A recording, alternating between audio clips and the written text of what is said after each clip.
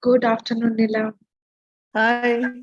Hi, After a Dalia. long time, how are you? I'm well. I'm well. How are you? I'm good. Yeah, good to know. Yeah. Welcome A to long our time. Social Enterprise Conclave. Thank you. Thank you.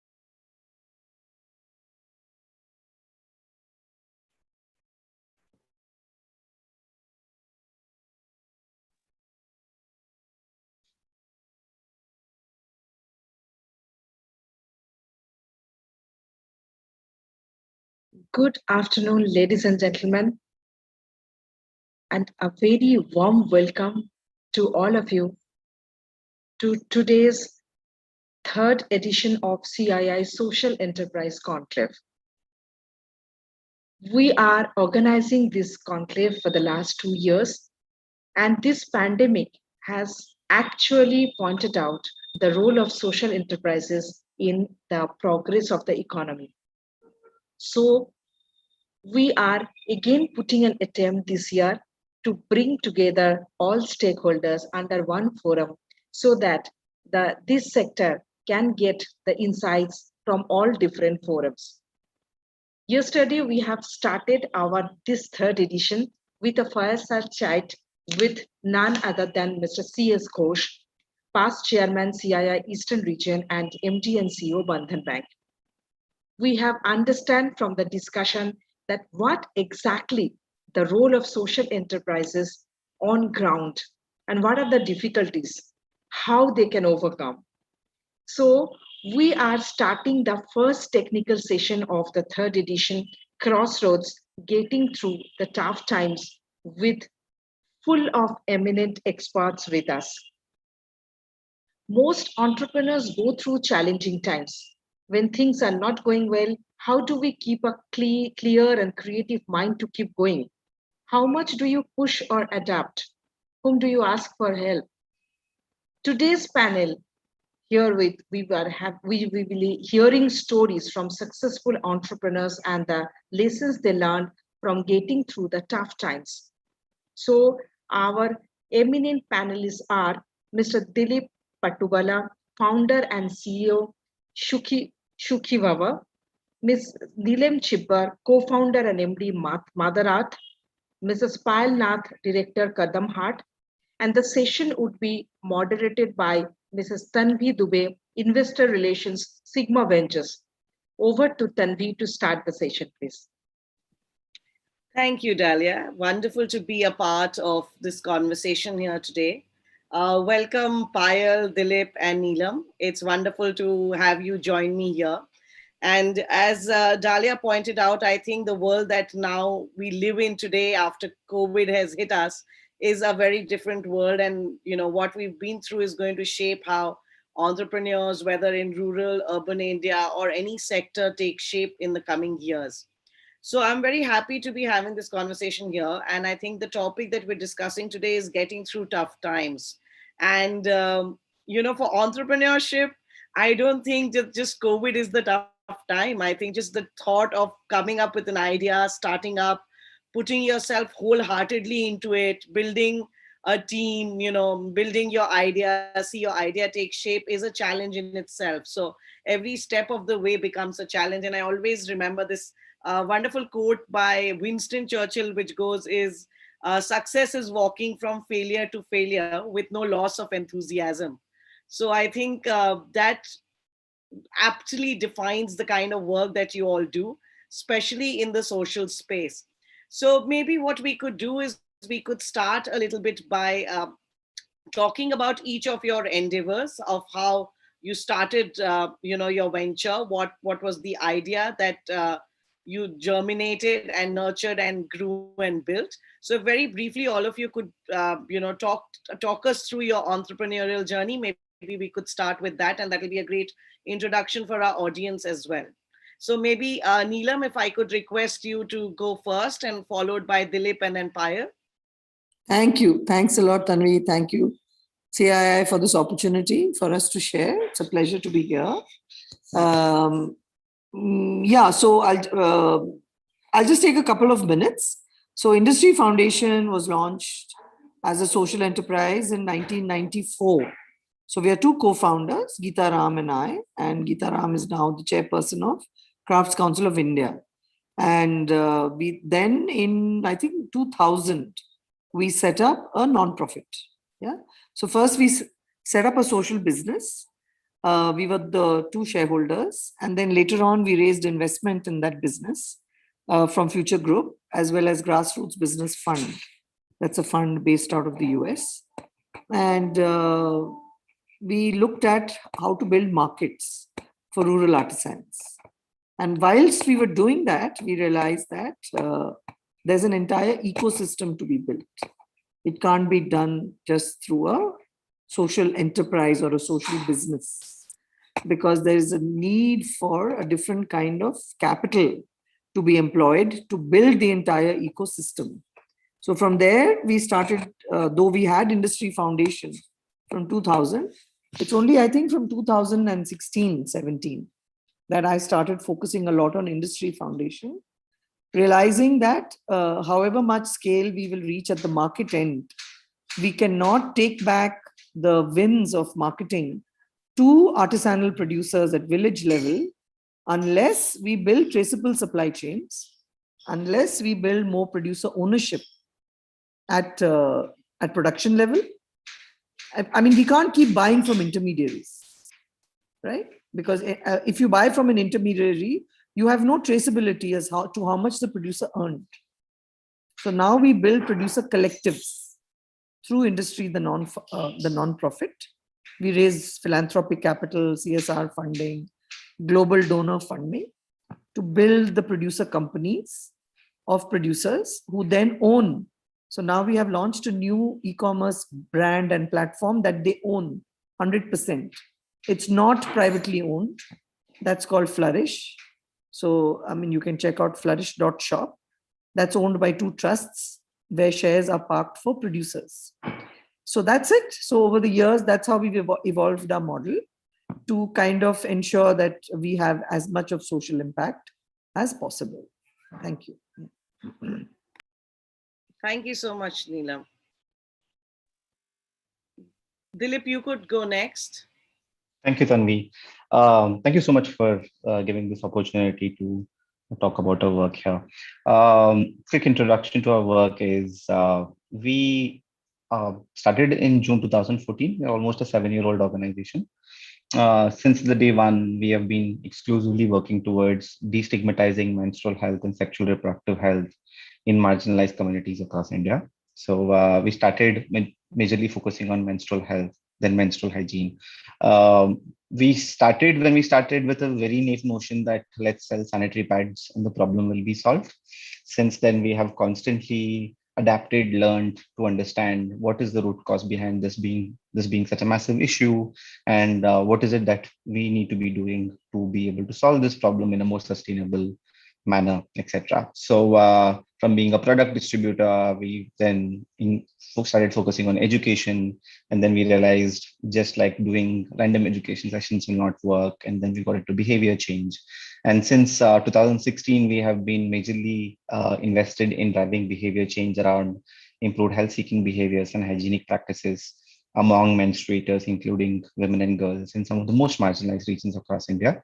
So once we built this behavioral change program, to scale the behavioral change program, we also launched a fellowship program called the Period Fellowship, which is a 15-month-long full-time fellowship program where we invite individuals who are already working in gender, sexual reproductive health, menstrual health spaces to build their capacity to replicate this behavioral change program in some of the most marginalized regions across India. So we have worked with in about 10 states across India so far. We have nearly positively impacted about 250,000 plus people. And we are also like piloting an incubator program called Periodpreneurship. Very similar lines to what Neelam was sharing, that we realized that a Sukhi Bhava, we are now called uninhibited. So uninhibited alone will not be able to solve for this problem. We need to build an ecosystem. We need to strengthen the ecosystem for us to be able to do this or solve for this problem faster. So our basic idea is we want to bring in more talent into the ecosystem through the Period Fellowship program and support existing or new organizations through the Periodpreneurship program, and continue to focus on building innovative solutions through the Period Lab that exists within the organization. We also majorly pivoted with COVID coming into picture. So I'll save that response for a later question. But that's a quick overview about our work. Thank you, Dilip. Sounds very exciting, the work that you're doing. Payal, may I request you to share your entrepreneurial journey, please? Yeah, thanks, Tanvi. It's always such a joy to hear Neelam speak. She's been an inspiration for all of us in the sector. We share the same sector as well, the craft sector. So yes, talking about our journey, 2006, I don't come from a crafts background at all. I studied physics and a completely different organic. I worked with international footwear designers across the globe, and then decided to get into this sector. So-called unorganized sector. So-called, a lot of people would say that, especially for people like me coming from online production background and product design. So 2006, we thought of creating a not-for-profit, which would be doing training, bringing in the kind of skill, whatever skill we had. I mean, I as a founder had, with my co-founder, Pooja. She's from NIFT, so she had a design background, and me more a design process background. So combining those, how could we bring high quality production, a price-oriented production, where the production could be done in household, various households. So this is how we thought we will impart this training to the rural communities in 2006 through the NGO called Kadam. But in 2 years, and the idea was to connect them to the markets post that. But in 2 years, we realized that the markets and just like what Neelam mentioned, it wasn't such an easy matchmaking that would not work either for the artisans, sometimes not for the markets, bigger markets. So in 2008, we started a social enterprise called Kadam Heart. And that's where the entrepreneurial journey began, apart from the social. So we had to marry the social development, the rural development with the business development aspect as well, to make the money spent in the trainings by whosoever had spent the money to have a return on investment as well, to ensure that the gap that existed between whatever was trained and what the market needed could be filled by a professional agency who could take in the shocks, from both the ends. So Kadam very organically in the initial 10 years, but yes, there was a lot of resilience because of the passion and the commitment to developing this as a model, as this hybrid model. And we continue now in 2020. It exploded with COVID. We saw a growth in Kadam Heart at 173%. So that's the kind of potential we realize, and we could survive very well because the back-end supply chain systems in terms of trainings had been developed. Over the period of years, we have got projects to train the rural communities across 4 states. 3 more states, have approached. We are kind of in discussion. So both move parallelly. As Kadam grows the back-end infrastructure, Kadam Heart grows its front-end infrastructure in terms of market share and brings the opportunities to the rural communities to sell via an organization which is a social brand which shares a part of its profits back to the NGO as well, or the rural communities. Look up kadamindia.org. You'll be able to see some more details about what we do.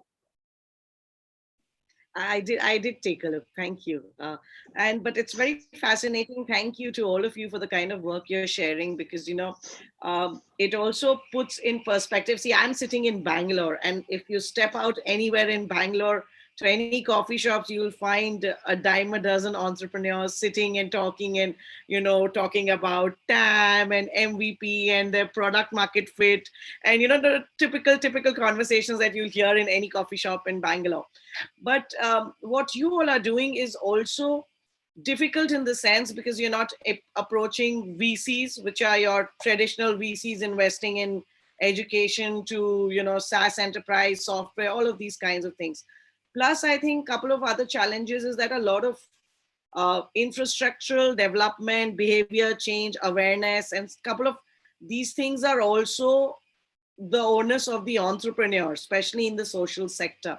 So maybe it would be wonderful. I was thinking, as all 3 of you were talking, if you could talk to us before we talk about really, really specific challenges or personal challenges as entrepreneurs, if you could, all 3 of you could shed a bit of light on what a couple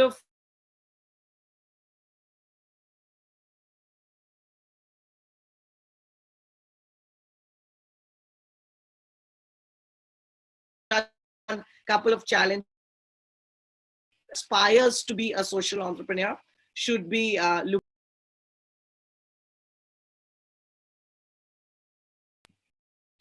Neelam, can I request you to start? Am I audible? Yeah. I am actually going to switch my video off because I was having a little bit of. Anyway, sure. I think we will all have an internet issue at some point of time. So feel free to switch off your videos as and when you feel the need that, you need to manage your internet connection. Yeah. So because things were just flaking in and out. So I'm just switching my video off and apologies for that. Yeah. So basically challenges, plenty. I would say that I don't want to sound discouraging. I think it's amazing to see the work that is being shared here by Dilip and by Payal.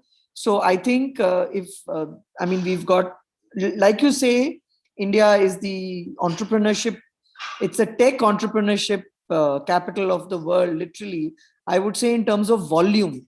We can't yet call it Silicon Valley, but definitely there is a huge resurgence and we will see phenomenal growth in the startup scene in technology. And even we are seeing in the social enterprise space, there's a big surge in tech-based enterprises. So that is a very easier path, and therefore my advice from the challenge standpoint is that you've got to look at your appetite. I mean, you have to look at your risk appetite, right? So there is room for everyone. So it's like Dilip is saying that they started somewhere, but now it's very clear to them that they have to build the ecosystem. And this is what happens in this sector. Yeah. And I mean, even if you look at Payal solution, it's a blended solution. So there has to be someone who is able to focus on the non-profit, work with the governments, work with fundraising there. And then you have to be someone who will work with markets and have some commercial acumen, right? So because it's a tougher sector, depending on the quality of challenge you impose upon yourself, right? If you're just doing a tech product, it's far simpler actually, which is why so many young social entrepreneurs are just dabbling in tech, which is fine because that's also needed, right? But as you get pulled into it further, you will see that if you really want to address the core problems, you have to get in to the harder stuff, which is possible. And obviously by then, you have built the maturity, you've built the acumen, you have built teams. And so those challenges will be surmountable, right? So I would encourage everyone. I would say it is a challenging field. You should really look at far more multifaceted teams. One of the key challenges you will face is you will need to be a bit like a Durga or one of the gods with 4 hands or 8 hands or 12 hands, whatever they are, so whichever male or female version of that, right? So it would be good to initiate and to design for that, right? Have a strong kind of either build on partners or collaborations, and from day one kind of be a kind of person who can look into the future and be able to see that this is going to be a tough journey, and how do I equip myself for that journey. But it's a journey which you will be able to undergo, like all of us have undergone. So that's how I would answer your question, Tanvi. I hope it makes sense. Yeah? Thank you, Neelam. No, some very, very valid and I think very helpful points for, already entrepreneurs who've joined us today and are listening in, but in general, anyone who's aspiring as well. So thank you. Maybe I could request Payal to go next and then Dilip, you can follow. Yeah, for any business, you look at the SWOT, not just the challenges, right? When you do the SWOT analysis, you'll see the area which is more challenging also has the maximum opportunities.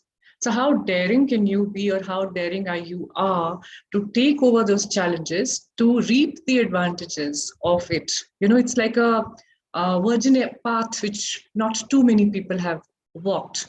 So the competition is lesser. The obstacles are very many. And I think we as Indians, we have that kind of a grit, we are that jugaad community. We are that we shine wherever we go, right?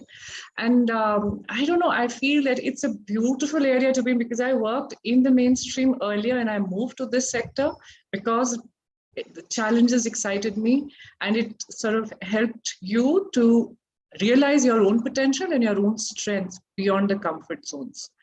And that helps you to shine. I'm not sure if I would be sitting on your platform and talking if I'd continued to be in that mainstream, because there's so many people walking that path. So it's an exciting path if you're ready, like Neelam said, if you want to be, the Indian goddess, yeah, with all those hands. I agree. I think the road less traveled always leads you to wonderful places. So it's adventurous. How much adventurous spirit do you have? How much do you enjoy trekking? Thank you, Payal. Dilip, your thoughts? Thank you for asking this question, Tanvi. While Neelam and Payal were sharing, two thoughts that were coming to my mind were simply put in 2 words. I think both organizationally and individually, I think 2 challenges that I have experienced over the last 7 years is a sense of perseverance and a sense of resilience, right? When I say perseverance, it's a lot about the work in itself, because like taking our example of working on menstrual health, right? It's so easy to be technical and say that, okay, let's sell sanitary pads, the problem is solved. Let's include menstrual health curriculum in textbooks and the problem is solved. But the intersectionalities or the the problem is much bigger, right? Like there are if there are concerns around there's no access to water in the most of the regions that we're working with. What are we talking about hygiene? Toilets are not being utilized yet. Like how are we expecting about private spaces? If there are no girls in schools, how will we educate them? Right? And like if there are such high rate of teenage pregnancies or child marriages, then what are we talking about adolescent health and menstrual health there? So the problems are complex. So it requires a whole sense of perseverance to say that what I'm contributing to will eventually lead to uh, the larger problem being solved. And it requires patience for us to see us through where am I contributing and how is that contributing to solve the larger problem. And we often get romantic with a sense of like wanting to save the world and change the world, but actually when you hit the ground, you realize that what you're contributing to is a tiny like uh, piece in the larger It's massive like a drop puzzle. in the So ocean. drop in the ocean, exactly right. So how can we make peace with it? How can we be patient to see through that? Is the perseverance bit, and the resilience bit is a lot about support systems, right? I feel as much as there's the social impact space is growing massively, I feel the support systems play a critical role on how fast an organization or an entrepreneur is able to learn and move forward. I don't think I had to spend 5 years to figure out what is the root problem that I'm trying to solve, because we didn't have the kind of mentors that we have now. We didn't have the kind of support systems that we have right now. So how can there be better support systems which will help people who are coming with a genuine sense of passion and interest to be able to learn and build better solutions is the second piece. But the last point I want to also like bring to the forefront here is often in the not-for-profit space, we speak so much about the problem that we also don't speak so much about the joy that comes with what we're doing in this particular space, right? And I come with I sleep every night with so much satisfaction around what I do, because I can't imagine myself doing something else in life, right? So how can we talk more about the sense of community, the sense of identity, the sense of satisfaction that we are able to drive to the work that we are doing, so that we're able to like build that holistic understanding of being a social impact entrepreneur is something I just wanted to bring to the conversation. But thank you. So I think we'll pursue that line of thought, Dilip, right? Before we get on to talking more intimately about your challenges and maybe one or two stories of how you overcame it, it would be nice if all three of you could actually talk about how well you sleep at night and what kind of satisfaction do all of you as social entrepreneurs get by the work that you're doing. So you share that. Would you like to add something to it? Sure thing. I feel if I like, we actually were preparing for another discussion where we're specifically talking about what is the joy that we find in the work that we do. So, like, one is definitely there's sleepless nights, because as entrepreneurs, it also like we also like ask for that kind of stress in terms of running an organization. But the joy I find at work is, one is I feel my organization is probably one of the most safest spaces that I have been, that I'm able to like really show up the way I am, and not really like be carry the sense of fear of what will people say if I respond like this? How will I be perceived about my identities, etc. So I think that's a sheer joy, just showing up at work every day and just realizing that you can just be yourself without having to like work around a set of norms and conditions is one thing.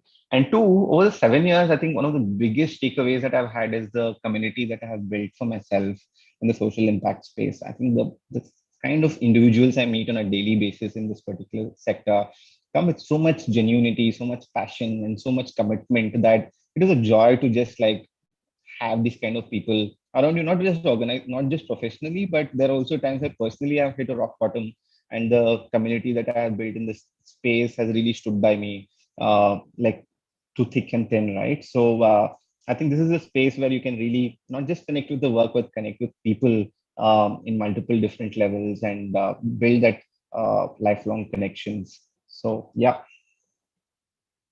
Thank you, Dilip. That's wonderful. You're passing on the joy. I can get the sense of, how you feel working in this space. So maybe wishing you more joy and hope this journey continues to be as beautiful.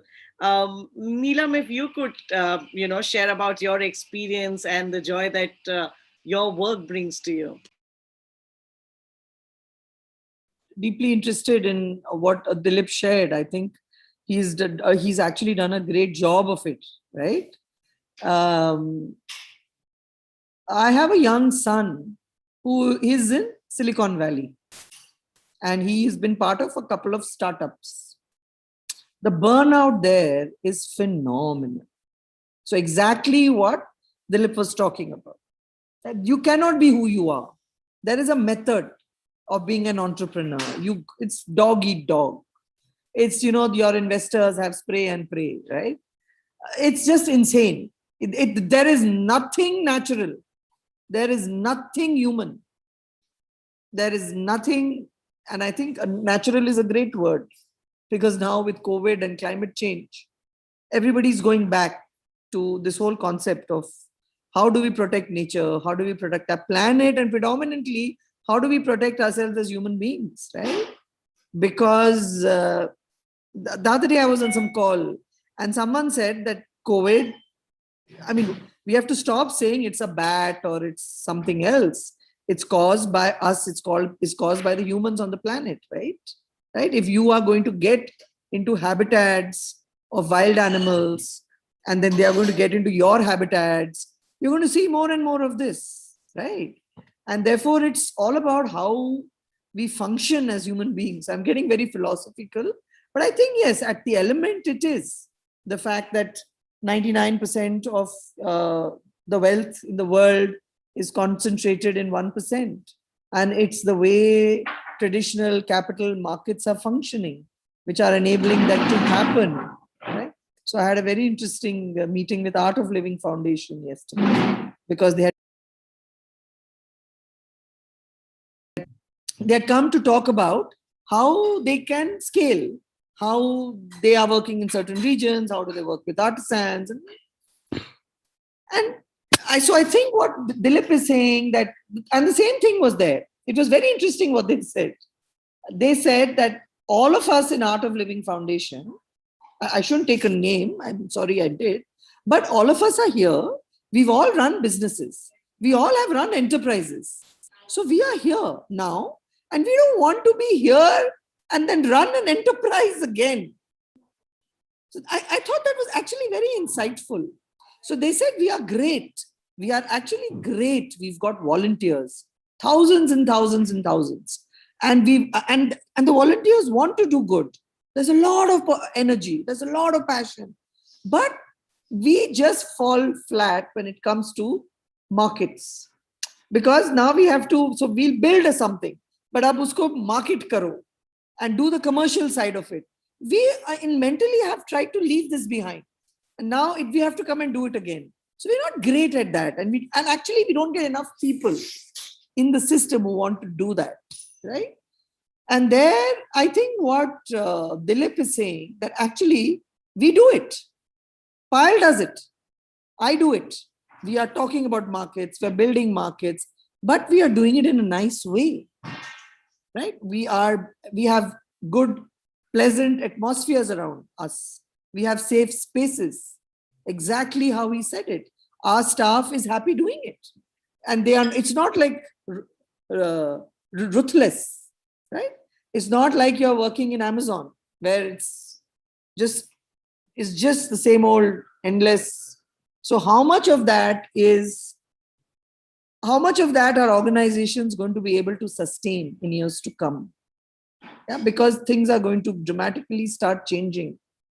And I think as social entrepreneurs, we are at the beginning, we are at the long tail of that change. That is why we attract talent. That is why we get people to work with us, right? Because of the positive atmospheres, the wholesome atmospheres, where we are doing commercial activities, but we're doing them in wholesome ways. We have to, right? Because end of the day, even Dilip working in the menstrual alternate space, seemingly alternate space, he's using market-oriented practices. So there are strengths in market-orienting practices. It's about dropping the weaknesses and doing the attitude shift and actually having good environments for people to work in, wholesome stuff. So to me, I just work on what he started, and I hope that's helpful. Yeah. Thank you. Thank you, Neelam. Payal, if you would like to add something to what both Neelam and Dilip shared. Yeah, I'm totally in sync with what they said, because that's what this sector is all about. It's holistic development, right? And the joy, when one arm is overworking or the other arm is overworking or the whole body is working collectively, right? And the organs are not visible. But if for the whole body to be healthy, everything has to be in sync with each other. So holistic development ke bina social development, business development, sab kuch nahi ho sakta. I'll tell you a little story as to what inspires me as a person to work in this field. I mean, I'm talking about when we started, my daughter was just 4-year-old, and there was a lot of village travels that we had to do. My daughter started to stammer. We took her to the doctor, and the doctor said probably she's got emotional insecurity, the reason for it. There's no need for a speech therapist. I took her with me to the village where we were working, and whenever any village we would visit, 15 days easily we would stay in that village at one stretch. And no hotels, of course, you can forget about it. We were sleeping on the floor, one meal a day, eating with the artisans, whatever they were making, cooking. I told her that for a mother, a child is the priority. If you feel what mommy is doing, you want me to be with you all the time in Calcutta, I'll switch and I'll do what, to be with you all the time.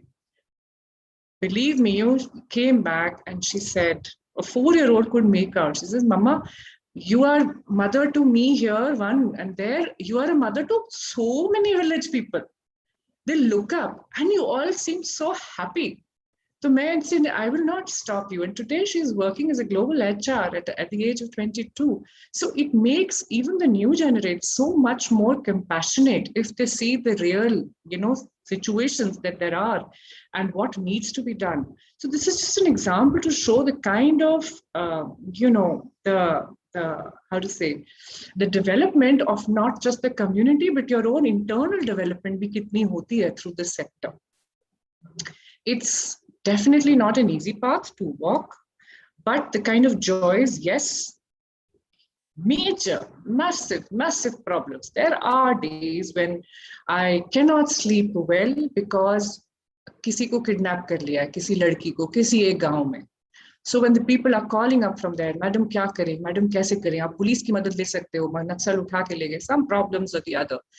I would tell my husband, मैंने क्या दुनिया का ठेका लिया हुआ है, why I should bother, but I can't sleep.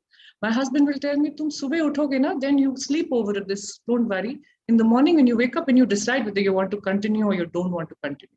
You don't have to continue. You don't need the money to continue, right? So you do it out of your passion for doing what you do. In the morning, one more call will come and then you're back on track. No, this is your purpose in life. This is what, because you are be able to do so much more. You're useful, in a way, they are transforming you, you are transforming their lives. And together, I mean, you're a family. So yes, it's joys beyond explanation, beyond words, which collective, as a body, you live a happier, healthier body. It may not walk fast, very fast, but it's a healthy body. Yeah, it's happier bodies. Thank you. I think, thank you for sharing that story and, the way you put it across to all of us. I think just gives us a deep insight onto how, what Dilip said and Neelam said, that you're not part of just a small company or a team. It's just a wider community and, a safe space for all of you to operate and be there for each other. So thank you so much, Dilip, for getting us talking about the joys as well. But now shifting to challenges, since all three of you are here and all of you are doing wonderful work, it would be very nice to understand maybe if each one of you could talk about maybe one or two important challenges, right? Like an example, something that you really was a very, very challenging time for you. You were at a crossroad. And what kind of approach did you take to, overcome that tough time or that challenge when you found yourself at that crossroad? And Neelam, may I request you to go first, and then maybe Payal or Dilip can, share. Go first. because I had the oldest challenge. I'm a designer. I'm trained to be an industrial designer. Then I have to run a business. I chose to start the social business because I wanted to understand markets.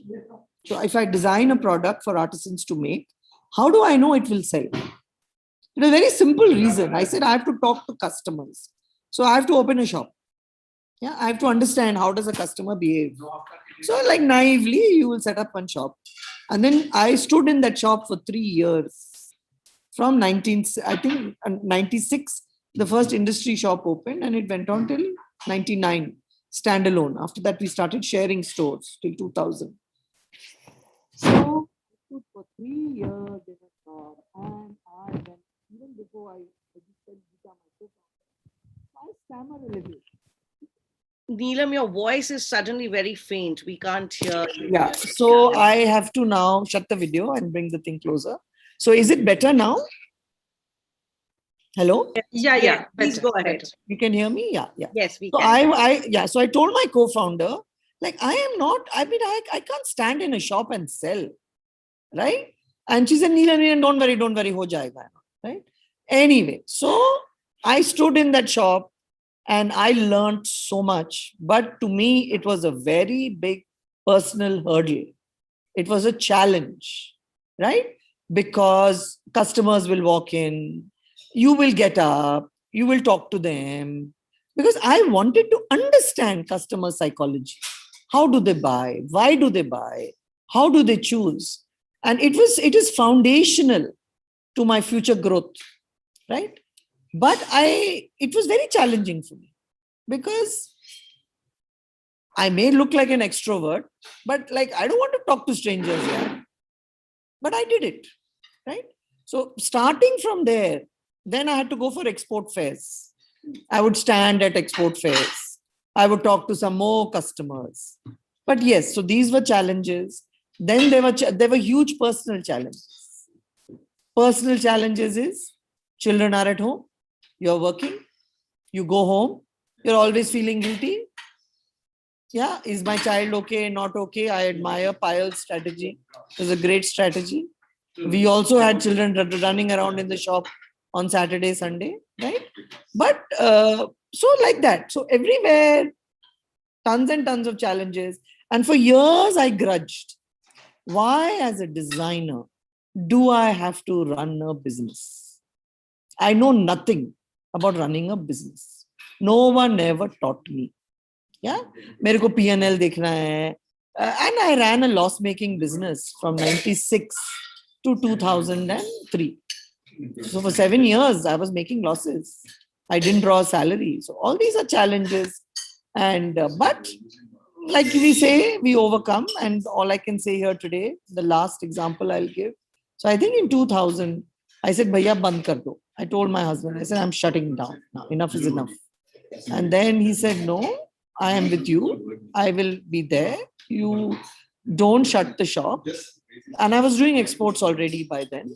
He said, you continue your exports and you share your shop with his company. So then I started sharing shops. After that, I opened some more shops because I got my courage back. But just saying that everybody at some point is there saying, I'm throwing in the towel. I can't continue. Then obviously there has to be a support system which helps you out of that. Yeah. So, and then of course, the last thing I'll share one more is that I've always found in my most challenging times, it's not just your one core person in your family who supports you, but it's also your staff. What Dilip shared. There are days I've dragged myself to work because I know my staff is there, that they are there. So I have to get up and go because they're good people. They're all nice people. Like you said, it's a supportive atmosphere at work. Even I've paid salaries 2 months late, but my staff has always said, no, ma'am, it's okay. It's all right. You know? So then they become a source of energy, your own staff. So that also has played a very big role. Yeah. So Neelam, if I can add here again, since we're already on the subject, you said your staff, your family. Is there anyone else who you've built as your support system that's helped you scale all of these challenges over the years? Definitely. So after that, so in those days, which is why I said I'm earlier than all of the others, in those days, there was no ecosystem for us. So I think in 2006, so these were my toughest periods, right? Of course, my co-founder, Geeta, has always been the biggest supporter. Like if I need working capital, I need money for the shipments, I'll call up Geeta, right? Well, banks are not lending us. Bank is saying, come hawk your jewelry. So I think my jewelry and my LIC policy sat in the bank locker for like 7 years. Then one day I went and pulled them out. Even to get a 10 lakh LC facility from a bank, we had to mortgage all this stuff in those days. Even I'm sure it's the same now. Anyway, so now the 2006, someone called me for a conference. It was a Tata Institute of Social Science. It was a conference organized by Unlimited. Unlimited. I said, who told you I'm a social entrepreneur? How come I'm invited to this conference? They said, no, you're a social entrepreneur. Website se dikh raha hai. So that's how I learned I'm a social entrepreneur in 2006. When Pooja Warrior at Unlimited told me. Right? Then from there, I started looking for a supportive ecosystem. Then, of course, I joined one program, Social Impact, which has now become the Dasra Social Leadership Program. Then from there, the ecosystem support started coming. Then you can talk to some peers, you can see what others are doing. Now, of course, the social enterprise ecosystem is much, much, much stronger. But because I was from a commercial background, in those days, the Ashoka support system was not accessible to people like us because they could not recognize why a commercial activity is required for social enterprise. So they had a very conventional view on social enterprise. So over the years, then you get another award and an award, and then you become part of another support ecosystem. Then of course, all that kicks in after that. Now, of course, we have something called a National Association of Social Entrepreneurs, NACE. I would recommend everybody there is a website, Catalyst 2030, NACE. I'll put it in the link now in the chat. The website, I advise a lot of people, anybody who wants a support system, to become a member there. Yeah, thanks. Thank you, Neelam. I think some great points. Plus, I think you're sharing a very good resource. So I think a lot of our people all in the audience or listening in, social entrepreneurs, I think may find a very good space to go and seek support and mentorship. Payal, maybe you could share your challenges. How have you built a support system? What comprises that support system? Sure. Yes. Thank you. It's very nice to hear, Neelam. And I think in a lot of things, as far as business is concerned, I would share a similar biggest challenge being business development. I did not even know what a business plan looks like, and how to improve productivity, how to improve profitability in a production line. Absolutely. How to design a product for a specific market, all of that point on. But how do you actually utilize it to convert it into a healthy business? This was the biggest challenge, and it continued to be, for the longest period of time.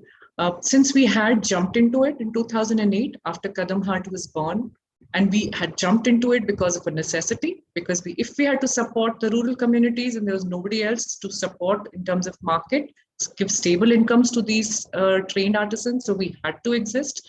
So I think for us, this challenge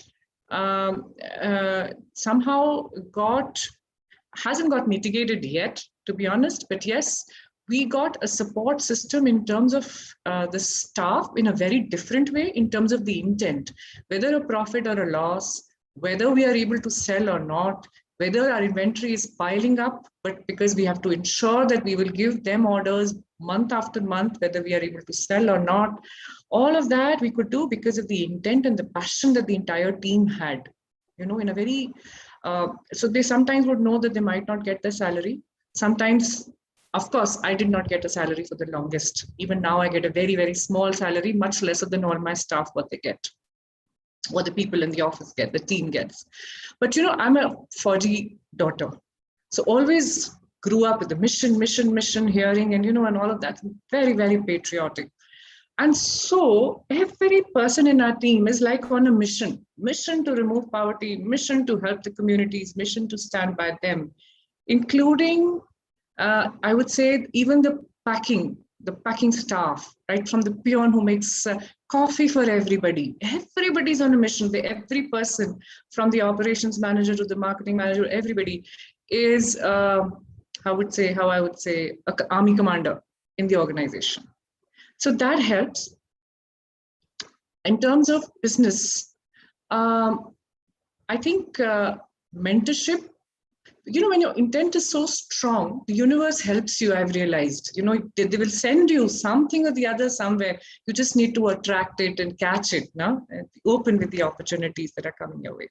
So we got social venture partners who came and says, look, we love the work that you do, but we don't have the money to help you support with, but we have business experts who could mentor you. And that's exactly what we needed. So that was a very nice breakthrough. We had industrialists from mainstream as mentors who were guiding us. Then slowly we got, started getting requests from institutes like IIM, IIMs and SPJM School of Management for the students to do internship with us. So that helped to sort of, plug in the loopholes that we thought that we had to complete the bigger picture. It's still, picture abhi baki hai. A lot more, like she said, it's just the tail end of it. It's just the beginning. But yes, I mean, I think when your passion is very strong, no, and you want to achieve something, koi na koi cheez mil jati hai to make it happen. And the grit is there, it happens.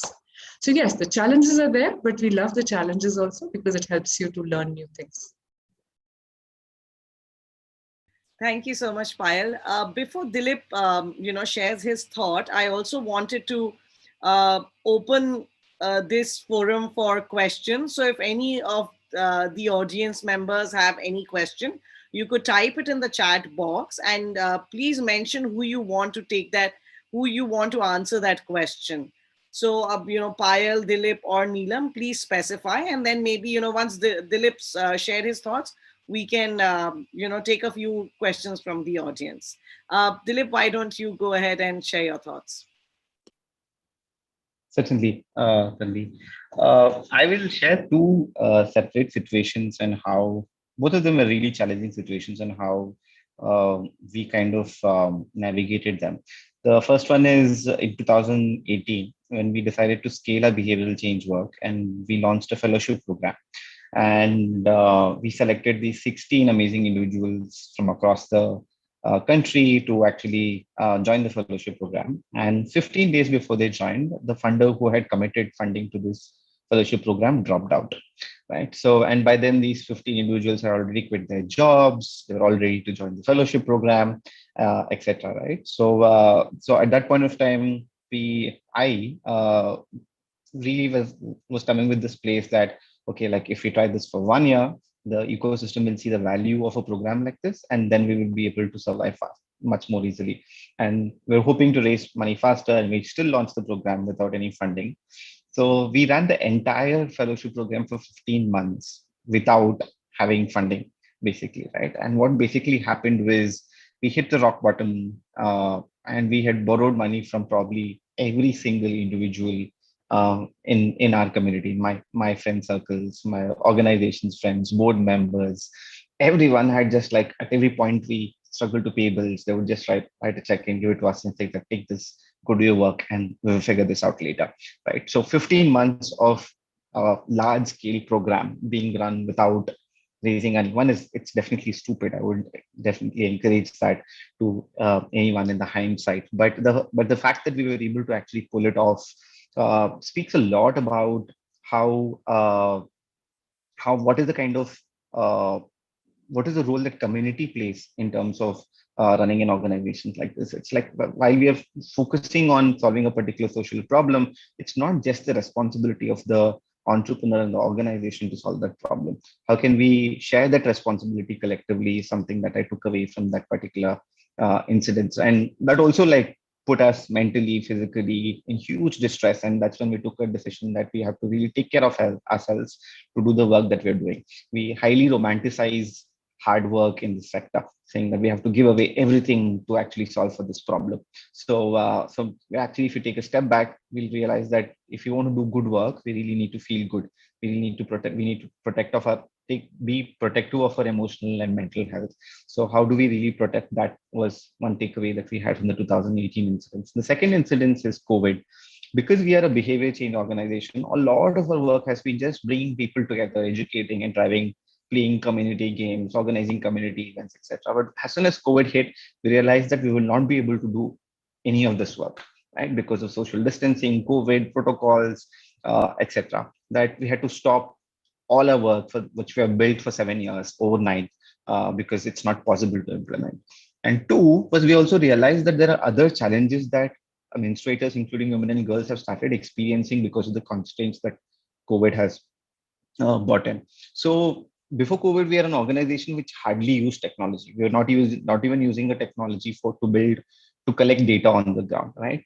So within 60 days from the first day of the lockdown, we completely pivoted and launched a helpline called Hello Sati, where anyone from across the country can give a missed call to the helpline and seek sexual reproductive health help, including booking a consultation with a gynecologist, absolutely free of cost, right? So this experience of like letting go what you thought is the core of your work and moving to an entirely different solution just because the world has thrown a challenge at you was one of the probably the most adaptive problems that we have solved at our organization, right? So just the fact that we had to reimagine what a workspace looks like, reimagine what is the work at the end of the day, right? So because we were just educating people before, now we are providing teleconsultations, we're running a helpline, we have a technology platform, etc., right? But this time it was very different to the 2018 approach. There was less risk that we wanted to take this time.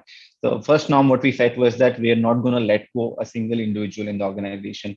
So we have to restructure the organization. So all the frontline staff who are conducting sessions on the ground, we trained them to become helpline assistants. All the engineers who had moved to the social impact space, moved to the technology department of building the helpline. Right. So we restructured the entire organization to be able to build a helpline, not let go of their jobs or not let go out of the organization, and still continue to solve the problems that the pandemic has started throwing on the women and girls in the communities that we have been working with. It's been a phenomenal learning journey experience. And like just yesterday, we reached our 100,000 engagement on our helpline. All right. So it is just, I'm so proud of the team that really has managed to like adapt into these situations and move forward. And if I have to talk about support systems here, I think what we banked on this time was a lot on the people in the organization, right? What we said was that I might come with 10 years of experience, but I'm experienced pandemic the first time just like you.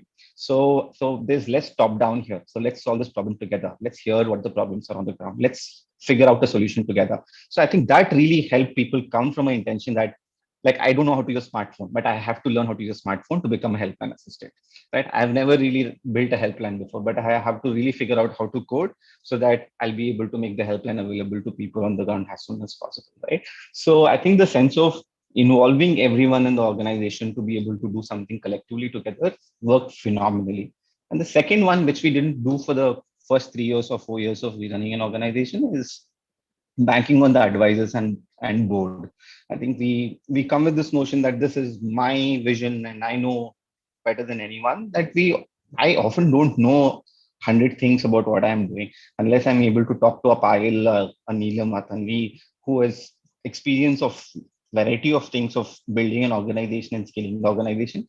I will not be able to not make the same mistakes probably that they have made in the past, right? So how can we really bank on the advisors, mentors, board members that are around us to not make the same mistakes that people have made is something that has really, really helped us build a helpline in a 60-day period, build the capacity of the entire organization to run a helpline, and scale at such a decent level in 1 year's period of time. So yeah, so I think the support systems are mostly building a strong community for the organization, really believing in the people within the organization, making it less top down, but there is hierarchy. We have to work with hierarchies, but one doesn't have to feel unheard within the organization. They can contribute to the process of building an organization. And third is consciously building a learning collective of mentors, advisors, and board members. I think that's what will really help us move forward faster. Great. I think it's wonderful to see how you've adapted to COVID, Dilip, and the entire team. And thank you for sharing that. And Payal and Neelam, I just wanted to ask if both of you want to pitch in here and talk if COVID, we cannot have this conversation without having the kind of challenges you both also faced with COVID. So was it, did it impact you majorly? How did you pivot? How did you adapt? If you have insights to throw in, please do share. Yeah, so Payal, I'll quickly jump in because there is the other activity I have to move to. Yeah, so yeah. No. COVID, I think in COVID 1.0, it became very clear to us that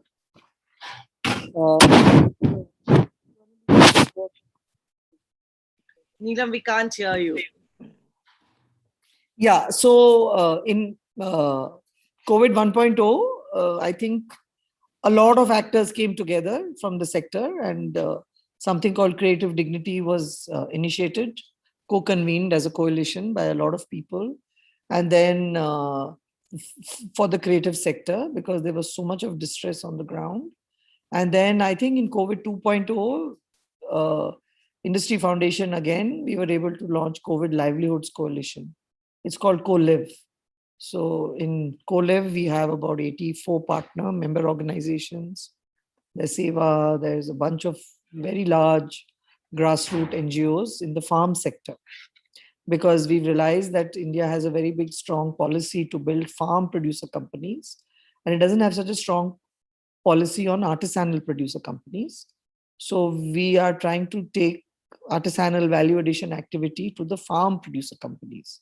So there we have very large actors from the farm sector who are members there, and that has a very big reach. It's got a reach through all its member partners to some 25 million households. So now, so I think everyone has also come together during COVID. It's been a time when organizations have understood that you cannot keep working in your silos. So there's a lot of stuff happening, and it's also in the same period that Catalyst 2030 NACE could also come together. So there, I think a lot of activity has happened after COVID. Yeah, thanks.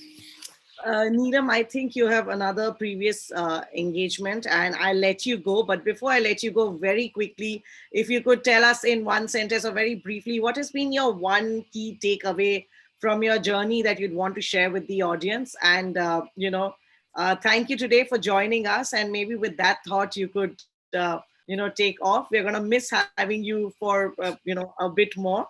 But thank you for your time today. Not at all. It's a great pleasure to be here, and sincere apologies for having to leave a little early. But yeah, I will completely resonate with what my colleague earlier shared, which is Dilip, which is perseverance and resilience. And I'll add one more word to it. Yeah, it is transformation. So every, I think, 8 to 10 years, industry has rejigged itself. Yeah, so we cannot be afraid of changing ourselves, our organizations, our stance. So I think other than perseverance, resilience, there's something called reimagining yourself. There's also something called reinventing yourself. Yeah, because ecosystems and things around you are going to change at such speed. So we always have to be open to changing ourselves, the way we work, realigning ourselves, our organizations, and we must build a lot of agility. Yeah, so I'll close with that. Thank you. Thank you so much, Neelam. It was wonderful, talking to you, and thank you for sharing all your wonderful insights and thoughts from your own personal Thank journey. you. All the Thanks very to all the best. panelists and to CII and to you, Tanvi. Thanks a lot. Thank you. Bye. So, Payal and Dilip, that leaves us. There is a question in the chat box. I don't know if you had the opportunity to see it. It's from Chandrasekhar.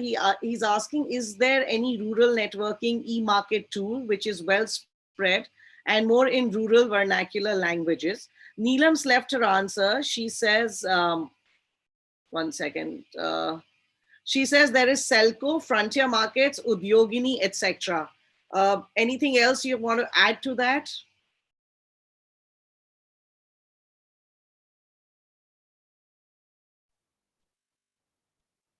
I'm not the best person to answer this question. Okay, great. Payal, anything to add to that question? Not in their sector. I'm not too sure. They could refer to Rural Marketing, which is a magazine which has insights into a lot of these. So Rural Marketing is a great e-marketing. E-magazine as well as a physical magazine to subscribe to, maybe. Okay, thank you, Payal. Okay, so Dilip and Payal, again, coming back to challenges and takeaways, and a bit about COVID. So Payal, would you want to also come back to that question, since we didn't have the opportunity to come back to you and talk about how COVID has changed things? How have you adapted?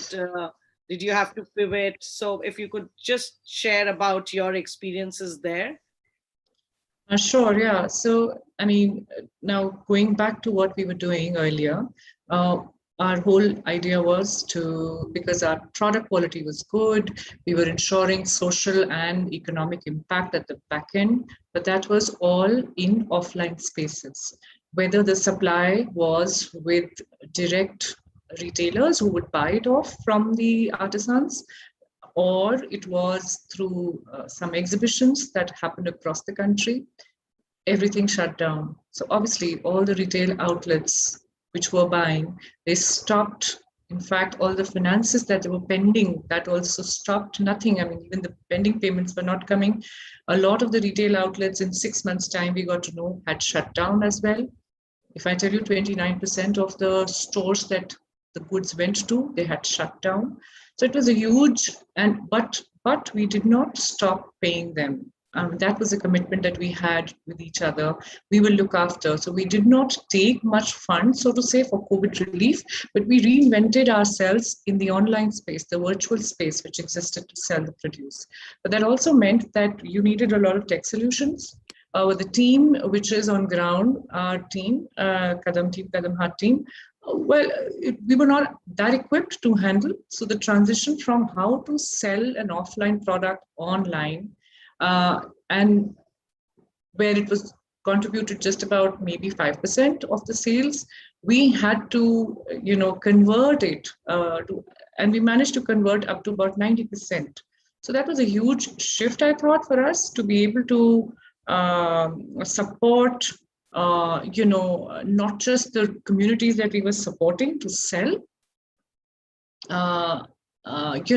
in spite of all the obstacles that came our way because of COVID, but also the large number of new producer groups that we had trained at one point of time, and they were independent now and they did not need our support. But there was a flux of those coming in to us as well. It wasn't easy at all for this transition, for the team to quickly learn and adapt, but we did it. I think the fact that we supported more households than we did before COVID, the fact that we saw 173% growth, despite, showed that the resilience that everybody worked, paid off.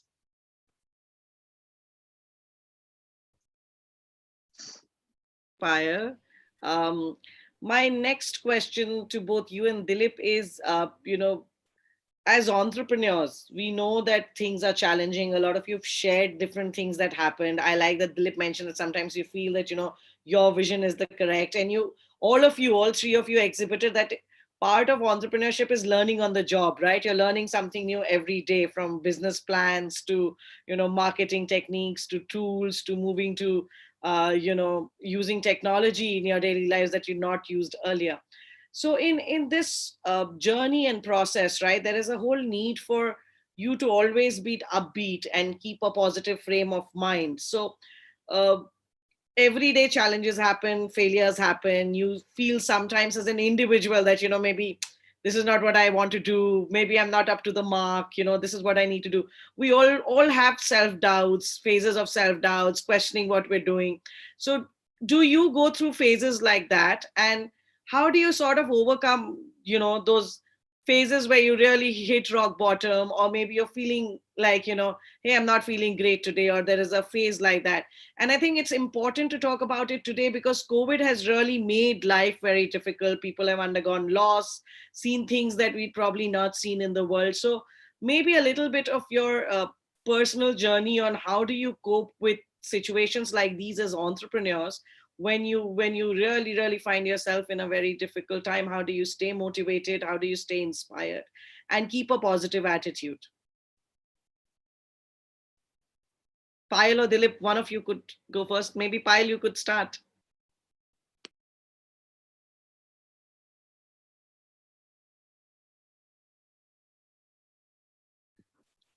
While you need to unmute. Sorry, yeah. Can we? Payal, we can't hear you. Hello? Yes, this is better. Yeah, okay. Yes. Yes, so the rock bottom you said, yes. Oh boy, I don't know how many times we hit the bottom and we surface again.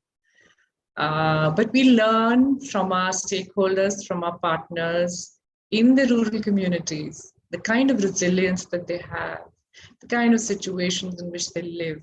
I mean, we feel that we have such privileged growing up, years and, everything. So you sort of learn to thank what you have, and there is so much that you can give. I think that keeps us going at every point of time. I mean, now is the time, you've been blessed with so many bounties, which you sort of take for granted only when you enter into such areas where you see people with even not much are still trying to strive and still trying to be happy. So there is so much that sort of gives you a reality check on where you are. And sometimes I think it sort of helps you to repurpose, to create that, and also, like I said, I mean, it's all sharing, right? Knowledge, but also to share these rock bottom experiences with each other, with the communities as well, with the teams as well. I'll say, hey, I just don't feel too well. The operations team, can you take over? Or the operations manager would say, I'm not keeping well and I don't have a car to come to the office, so I won't be able to come. The teams, when you show your vulnerability, because you are vulnerable, that helps you to bond as well, because you are yourself, right? You're not in pretense of trying to be or want to be, and that's the beauty of the social sector as well. You are who you are, and that's the reason where you are. So our teams, believe me, during this period when we started to do online sales, there was lockdown and open and COVID situation, and they had to take trains to come from the village to the office to work. They shifted. People were shifting to homes to work from. Our team shifted to the office, and we set up an entire kitchen and a plan, and we had to cook and do all of that. It was like a happy family living in the office. And in fact, they would show what they were cooking. Madam, aaj humne ye banaya khana, you are missing out on something on Zoom calls.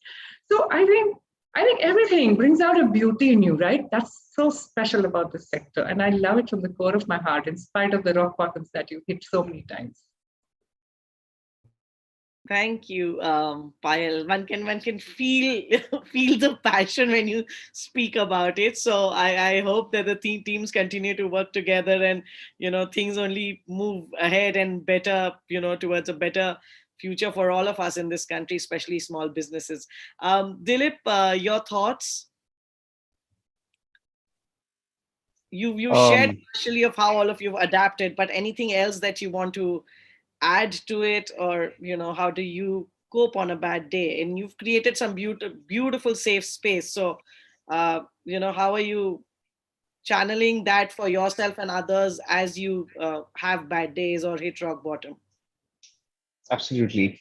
Um, like there are like in 7 years, I think like there's been a significant chunk of time which could have been better, right? Right. It could have been um, what you said, the rock bottom of the 7 years of the Lord.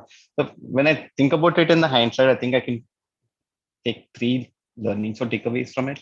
Like one is I think when if I'm feeling super off or not motivated to wake up, I think one of the things I often tend to do is try to join one of the meetings, conversations that are happening with the frontline staff to really understand what is happening on the ground, because that really makes me like again go back to why we started what we started. What is this meant for? I think that really motivates a whole lot of my energies. And two is I think one big chunk of my energies goes into the idea of like leading by example. I feel we have a certain notion of a leader on what they can be and what they should be doing, what they should not be doing. I think we're taking the liberty to challenge some of those notions is it makes workplace a better place. Like for example, saying that hey, like I'm just being vulnerable and saying that hey, I'm not feeling okay today. Hey, I need to take some time off to actually like focus on my mental health. Hey, I need work-life balance. Just being able to, I think this whole idea of I'll give everything to do my work or make my mission possible is over-romanticized. So how can we really build organizations which we would like to work with one day, right? So like when I think of like what kind of policies we are building, what kind of workspaces we're building, one question I often ask myself is what would I feel if I was actually working with this organization and not leading this organization? I think that changes a whole lot of the norms or rules or policies that we tend to build forward with. Yeah, those are the two things that are coming to my mind right now. Thanks, Dilip. So then, just to wrap up this entire session, I think it's been some great conversations. We got to know the kind of challenges you face here because, you're building for the social good. There is a lot of learning, awareness, behavioral change that needs to be done, a lot of groundwork that needs to be done in the social sector. The kind of challenges you face also may not map out the way people sitting in Bangalore or Silicon Valley are building a lot of different startups, tech driven. But of course, there is a lot of space for tech in social sector as well, and a lot of people are using it. And like Neelam said, there is a lot of perseverance that's needed, reimagining, relearning.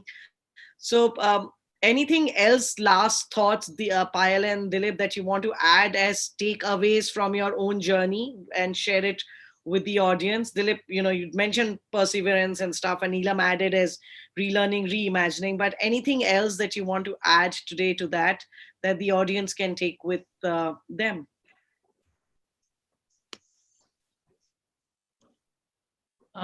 Should I go first, Dilip?